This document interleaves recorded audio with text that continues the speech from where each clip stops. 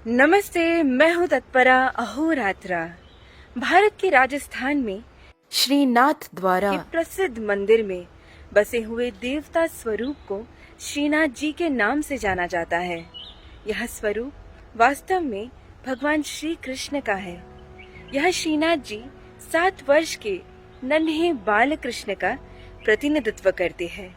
आइए आज हम इस विश्व की सबसे सुंदर और अर्थपूर्ण मूर्ति श्रीनाथ जी के मूर्ति के बारे में जानें। श्री वल्लभाचार्य जी ने अपने जीवन के लगभग 18 वर्षों तक हिंदू धर्म का प्रचार करने के लिए भारत की लंबाई और चौड़ाई की यात्रा की। झारखंड में ऐसे ही एक दौर पर उन्हें आभास हुआ कि भगवान कृष्ण उन्हें गोवर्धन पर्वत पर मिलेंगे। श्री वल्लभाचार्य जी तुरंत गोवर्धन क्षेत्र के लिए रवाना हुए। उन्होंने श्रीनाथ जी से मिलकर उन्हें बेहद भावुक होकर गले लगाया। यह भावुक मिलन प्रथम मिलन के नाम से जाना जाने लगा। इस ऐतिहासिक बैठक के 6 साल बाद श्री वल्लभाचार्य जी ने गोवर्धन पर्वत की चोटी पर श्रीनाथ जी के लिए एक मंदिर का निर्माण किया। उन्होंने भगवान श्रीनाथ जी की सेवा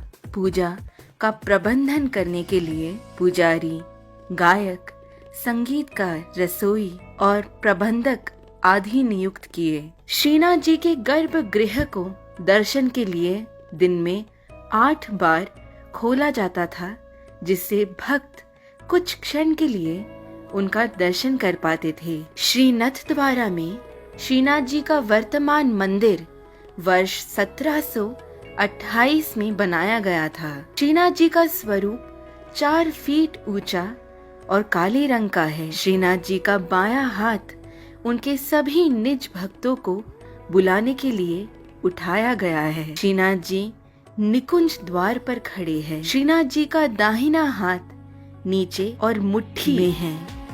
केवल अंगूठा दिख रहा है कि श्रीनाथ जी ने सभी भक्तों के मन को अपनी ओर आकर्षित किया है। इनकी पीठिका रेक्टेंगुलर है। श्रीनाथ जी स्वयं पूर्ण पुरुषोत्तम भगवान श्री कृष्ण है। श्रीमद् भगवद गीता ने स्वयं श्रीनाथ जी की 10 प्रकार की लीलाओं का वर्णन किया है। स्वरूप में एक वर्ग यानी स्क्वायर पीठिका है, जिसमें 9 वस्तुएं हैं। श्रीनाथ जी के दाहिने पैर के पास एक गाय और एक बैल खड़े हैं और हम उनके जांघ के पास खुले हुड के साथ एक सर्प को पाते हैं। एक राम का मुख श्रीनाथ जी के दाहिने कंधे की ओर है। एक ऋषि उनके सर के दाहिने ओर बैठे हैं। हम एक तोते को उनके सर के ठीक ऊपर एक फल खाते हुए देख सकते हैं और उनके सर के बाईं ओर 2 ऋषि बैठे हैं। एक कुंडलित नाग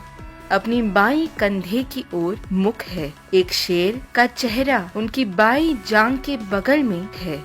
श्रीनाथ जी के बाईं पैर के पास खड़े मोर की एक जोड़ी उनकी ओर देखती है। ये हमें दिखाते हैं कि कैसे हम अपने मन और हृदय, लगाव और वैराग्य के बीच एक सुंदर संतुलन बना सकते हैं। पीठिका की पृष्ठभूमि यानी बैकग्राउंड गोवर्धन पर्वत की चट्टानी इलाका का प्रतिनिधित्व कराती है। इसके ऊपर यमुना का पानी बहता है। पीठिका के ऊपरी कोनों में चंद्रवली और राधा निवास करते हैं और दोनों कुमारिकाएं श्रीनाथ जी के चरणों के पास प्रार्थना में खड़ी होती है। गाय पृथ्वी माता का प्रतिनिधित्व कराती है, जो बदले में कुछ भी उम्मीद नहीं करती है। हम उनके उपहारों को बहुत हल्के में लेते हैं। बैल 4 पैरों पर खड़ा है। तपस्या, स्वच्छता, करुणा और सच्चाई। धर्म सतयुग में तपस्या का पहला चरण खो देता है। त्रेता युग में स्वच्छता का दूसरा चरण खो देता है। द्वापर युग में करुणा का तीसरा चरण। हम अब कलयुग में रहते हैं, जहां हम सच्चाई के अकेले पैर पर खड़े हैं। खुले फन वाला सर्प अनंत शेष है। ऐसा नाग जिस पर श्री विष्णु विराजमान है दूध के सागर पे, जिसे क्षीर सागर माना जाता है। शेष समय का प्रतिनिधित्व कराती है। जब शेष कुंडलित होती है तो समय आगे बढ़ता है, सृजन और प्रगति होती है। लेकिन जब वे पीछे मुड़ती है तो पूरा ब्रह्मांड नाश हो जाता है। अग्नि देवता पवित्र भी करती है परंतु नाश भी करती है। उनका वाहन राम दृढ़ संकल्प, शक्ति, निडरता और सुरक्षा का प्रतीक है। जो अकेला ऋषि है वे धर्म का प्रतीक है। मोर एक सुंदर लंबी पूंछ और पंख वाले दिखावटी पक्षी है जो गर्व के साथ घूमते हैं, परंतु श्रीनाथ जी की पीठिका में हम मोर को अपने पंख एकत्रित किए हुए पाते हैं। जब लोग श्री विष्णु के आशीर्वाद का दुरुपयोग करते हैं तब श्री विष्णु नरसिम्हा का अवतार लेते हैं, जिसे एकमात्र भगवान शिव शांत कर सकते हैं। वासुकी नागों का राजा है, फिर भी वह समुद्र मंथन के दौरान मंथन की रस्सी बनने के लिए सहमत हो जाता है।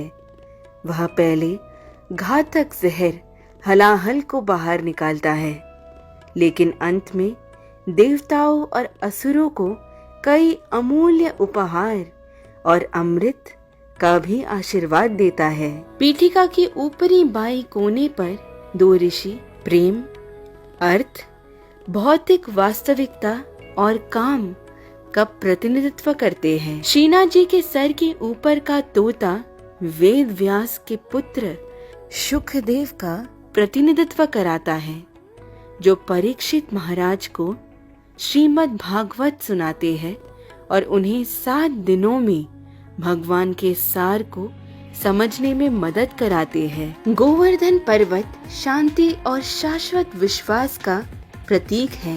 यमुना भक्ति का प्रतिनिधित्व कराती है। भक्ति हमारी आत्मा में तब प्रवाहित होती है जब हम शांत होते हैं और किसी से भी कुछ भी उम्मीद नहीं करते हैं, जैसे कि गोवर्धन पर्वत। यदि राधा और कृष्ण प्रेम के प्रतीक है तो चंद्रवली ही उन्हें एक साथ लाती है। लेकिन ज्यादातर लोग का मानना है कि श्री कृष्ण की बांसुरी कोई और नहीं बल्कि देवी चंद्रवली ही है। यही कारण है कि बांसुरी यानी देवी चंद्रवली हमें भगवान श्री कृष्ण के करीब लाने में सहायता करती है। 2 कुमारिकाएं दुर्गा के अवतार उस शक्ति का प्रतिनिधित्व कराती है जो हमारे भीतर सुप्त अवस्था में है। ये हमें नकारात्मक शक्तियों को दूर भगाने की शक्ति देती है। भक्ति में दृढ़ता हमें देवी राधा की तरह निस्वार्थ प्रेम करने की शक्ति देती है। देवी चंद्रवली की तरह हम भगवान के हाथों में केवल यंत्र है। पृथ्वी निस्वार्थ सेवा में विश्वास रखती है, लेकिन ये भूल जाती है कि जब दूसरे हमें हल्के में ले तो धर्म कहता है कि हमें अपना ख्याल रखना है। समय हमें बहुत कुछ सिखाता है। उतार चढ़ाव हम सभी के जीवन का एक हिस्सा है। जब हम सफल होते हैं तो हम निर्माण करते हैं, प्रगति करते हैं, लेकिन जब हम असफल होते हैं और उसका अनुभव करते हैं तब हमारा पूरा दुनिया बिखर जाता है। अग्नि ऐसे समय में हमारी सहायता करती है। ये हमारी नकारात्मक प्रवृत्तियों को नष्ट करती है, हमारे विचारों और भावनाओं को शुद्ध करती है और हमारी आत्मा को पवित्र करती है। राम की तरह हम प्रभु और स्वयं में दृढ़ संकल्प और पूर्ण विश्वास के साथ आगे बढ़ना सीखते हैं। धर्म के मार्ग पर चलना अक्सर एक एकांत अकेला आंतरिक यात्रा होती है। बहुत से लोग ये समझ नहीं सकते हैं, लेकिन अकेले ऋषि की तरह हम जानते हैं कि हम धर्म के मार्ग पर चल रहे हैं और अक्सर यही विचार हमें दृढ़ बनाता है। यदि हम ईश्वर को जानते हैं, विश्वास करते हैं और उन्हें समझते हैं, तो हमारे मन में अहंकार का कोई स्थान नहीं होगा। जुड़वा मोर की तरह हम ऐसे लोग से जुड़ेंगे जो हमारे अहंकार को पंचर करते हैं और हमें हमेशा अहंकार रहित रखते हैं। फिर भी मानव होने में हम नाम, प्रसिद्धि, सौंदर्य, धन आदि के उत्साह से बहक जाते हैं। तब भी हमारे जीवन में नरसिंह का अवतरण होता है। वे हमें कड़वे अनुभवों से बचाते हैं और हमारे सारे घमंड को निकाल देते हैं। शीना जी की पीठिका में सबसे ऊपर जो तोता है फल खाता हुआ, वो हमें इस पीठिका में सबसे सुंदर संदेश देता है। हम श्रीमद् भागवत के सार में पूर्ण रूप से डुबकी लगाते हैं और भगवान के सार को समझने की कोशिश करते हैं। हम अपने भीतर एक परिवर्तन को महसूस करते हैं।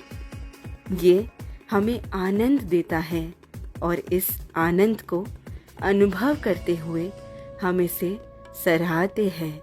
धन्यवाद। तत्परा अहोरात्र।